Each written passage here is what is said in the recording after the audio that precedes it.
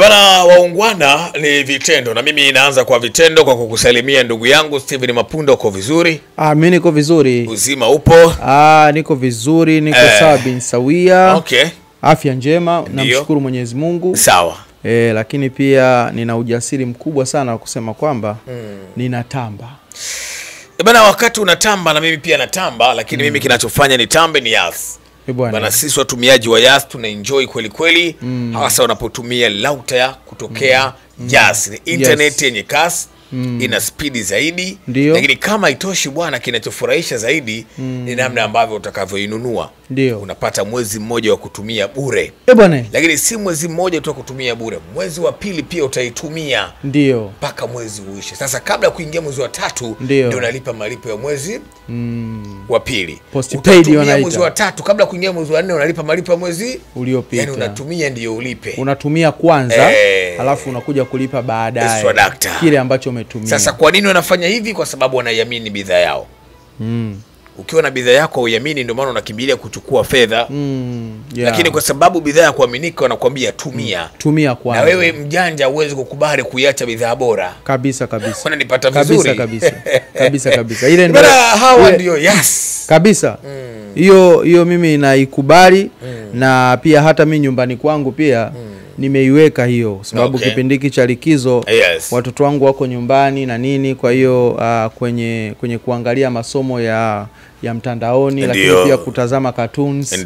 Kwa hiyo imekuwa ni sehemu yangu ambayo naneemeka zaidi. Hata mama yao nyumbani sasa ananeemeka kwa sababu walikuwa wanamtesa sana kuhusu kumsumbua kwenye simu yake, lakini kwa sasa naweka pale router yangu ya Yas na i-connect na Smart TV.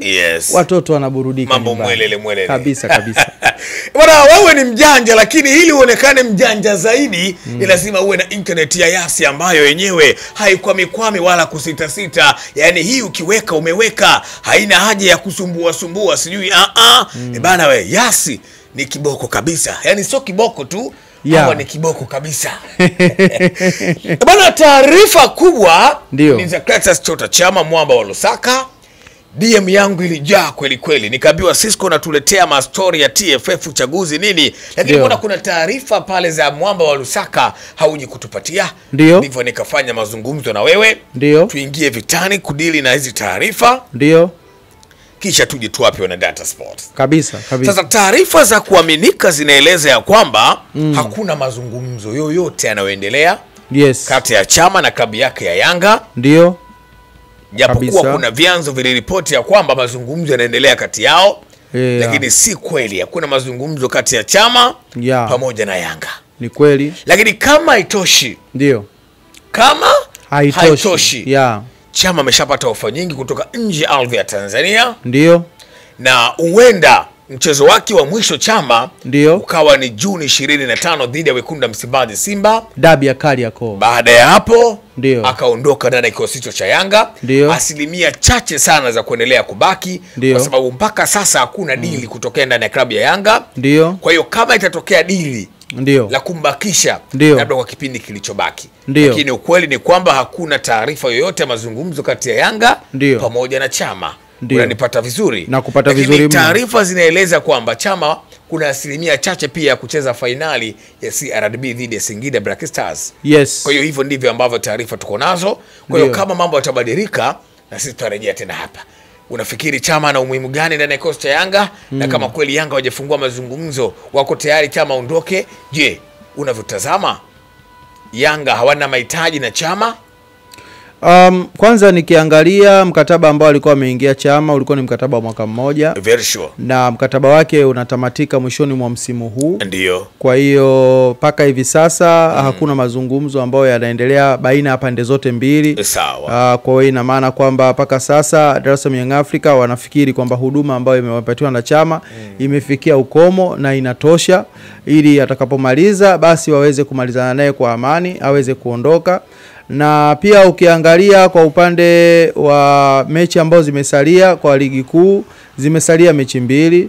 Lakini mechi ambazo zinasemwa kabisa za ligi kuu ni mechi ya Dodoma Jiji pamoja na mechi ya Simba Sports Club. Na hii mechi ya Simba Sports Club maana yake ndio mechi ya kufunga msimu. Kwa hiyo hii kwa mujibu wa kimkataba inakuwa ni mechi yake ya mwisho kuweza kuhudumu.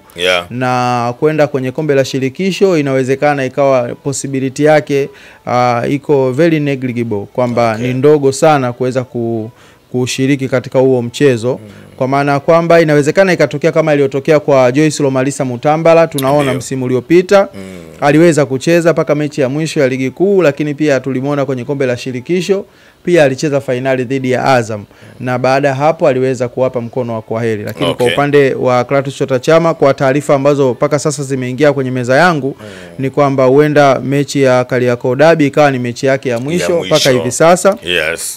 Ingawaje kwamba pia viongozi wa Dar es Salaam Young Africa, sasa hii ninakupa nje ya taarifa ambazo uliweza kuzipanga kuwapa watazamaji wako, ni kwamba upande wa Dar es Salaam Young Africa kuna mibadala ambayo walikuwa tayari wameshaanza kuiapproach kwa ajili ya kuja kuziba gap lake ambalo wanaona kwamba kwa sasa huduma yake imeweza kutosha. Kwa hiyo kuna namba 10 ambao tayari Yanga wameshaanza kuwa select kwa ajili ya kuja kuziba hilo gap. Kwa hiyo kwa sasa sioni nafasi ya Chama ya moja kwa moja unless otherwise tuweze kupata taarifa kutoka kwa uongozi kwamba benchi la ufundi la Yanga limeshauri nini na limepeleka faili gani kwa upande wa Dar es Salaam Young Africa. Lakini mpaka hivi sasa tunapoongea, Clatous Chota Chama msimu huu unakuwa ni msimu wa mwisho kuhudumu ndani ya viunga vya Dar es Salaam Young Africa.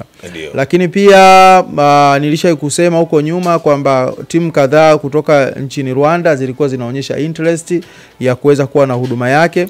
Na mpaka hivi sasa tukiangalia katika timu za hapa Tanzania hatujaona interest yoyote ya kuweza kumbakisha Chama. Si kwamba timu hazimuhitaji, ila Chama na management yake haijaonyesha interest ya kuendelea kubaki katika ardhi ya Tanzania.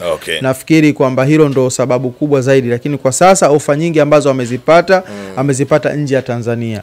Na pale ambapo mambo yatapokuwa katika deadline kabisa ya kitaarifa, mimi nafikiri tutakuja kuamwagia data zote wana Data Sports. Ndio, mimi naendelea kukukumbusha kwamba wakati tunaendelea kukupa taarifa nzuri, njema na bora kweli kweli kutoka hapa Data Sports.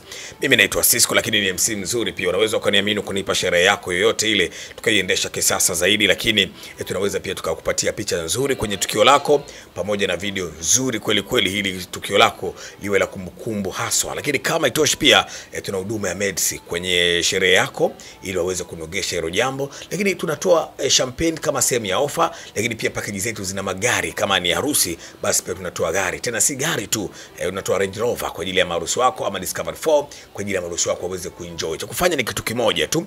Unaweza pia ukanipigia kupitia namba yangu ya simu ya 0782 055 ni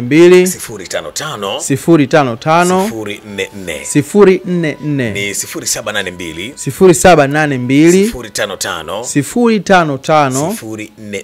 055. Sasa namba hiyo pia ya simu unaweza ukapiga kama wewe unahitaji kutangaza bidhaa zako na wewe ziendelee kupata wateja zaidi na zaidi. Bwana, biashara siku hizi ni matangazo, na ili ufanye matangazo ni lazima pia upate watu ambao wanajua kuipromote na kuinadi biashara yako. Ndio maana leo Data Sports unaona makampuni kibao yakiwemo Yas, Bati Quality, lakini pia wako Tan Nice Portable, bila kusahau Jaba kampuni ya usafirishaji, Distinction Tanzania, Ola Product na wengine kadha wa kadha wakiendelea kutangaza na Data Sports. Kwa hiyo na wewe pia kama una biashara yako usiogope, gharama zetu ni nafuu. Tena ukinipigia kupitia namba ambayo nimekupatia unaweza kuniambia Cisco nina kiasi hiki, naomba wewe push biashara yangu na mimi nitengeneze maokoto ya kutosha, na mimi nitakupokea, tutaweka mambo sawa bisawia kabisa. Tutazame ile la Chama.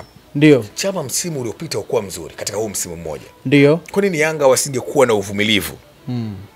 Wakamuita Chama mezani. Ndio. Na kuzungumza naye hata kumuongezea mwaka mmoja. Binafsi mimi naamini Chama si mchezaji mbaya. Ukiangalia kwa aina ya uchezaji wake na umuhimu wake na experience aliyokuwa nayo Chama, unaona kabisa ni mchezaji ambaye kila timu inatamani kuwa naye. Kwa sababu hata hivi sasa ukiangalia Chama tayari ameshaifikia rekodi ya kufunga iliyokuwa inashikiliwa na Mbwana Ali Samata, kufunga katika michuano ya klabu bingwa na ya michuano ya CAF kwa ujumla. Kwa hiyo unaona kabisa kwamba ni mchezaji ambaye tayari ameshajitengenezea profile kubwa. Ingawaje amekuwa ni mchezaji asiyekuwa na bahati kwamba katika mafanikio yake makubwa yote hajavaa medali za kafu, lakini unaona kabisa ni mchezaji ambaye kila mmoja angetamani kuwa nayo. Lakini ukiangalia klabu ya Yanga kwa sasa malengo ambao wamejiwekea msimu uliopita ilikuwa malengo yao ni kufika hatua ya nusu finali ya klabu bingwa barani Afrika. Lakini malengo yaliweza kukatishwa na kuweza kuishia hatua ya makundi. Kwa hiyo ina maana kwamba the more wanavozidi kusogea mbele na ndio the more challenge inavozidi kuongezeka. Kwa hiyo kwa sasa challenge zilizopo tumeona hata michuano ya klabu bingwa ya dunia, tumeona timu ambazo zimeenda kule kutoka Afrika, tumeiona Mamelodi Sundowns, tumeona Al Ahly, tumewaona pia na Wydad Athletic.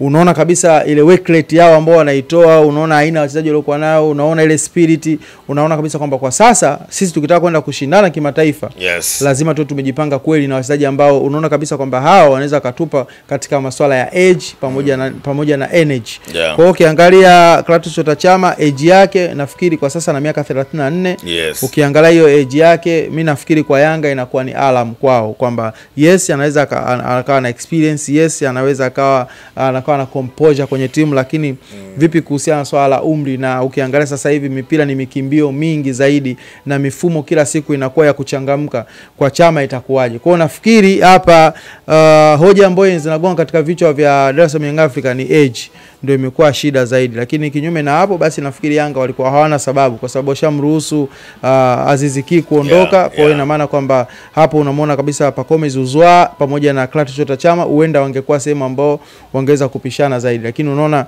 katika swala la age wameona tusiliski sana. Pacome Zouzoua age imeshasogea. Mbadala Clatous Chota Chama age nayo imeshasogea. Kwa sasa unakuja kuona ukikutana katika ile kimbio ya kimataifa inawezekana ikawa haijaweza kutibu tatizo. Ndio maana unaona Yanga wameweza kuwa na uzito kidogo kwenye kuliendea jambo hilo, kuweza kumpa mkataba mpya Clatous Chota Chama. Bane, hivyo ndivyo ambavyo Chama tunamzungumza hapa, lakini ikumbukwe mazungumzo hayajafunguliwa na taarifa zinaeleza kwamba Chama huenda akaondoka nje ardhi ya Tanzania.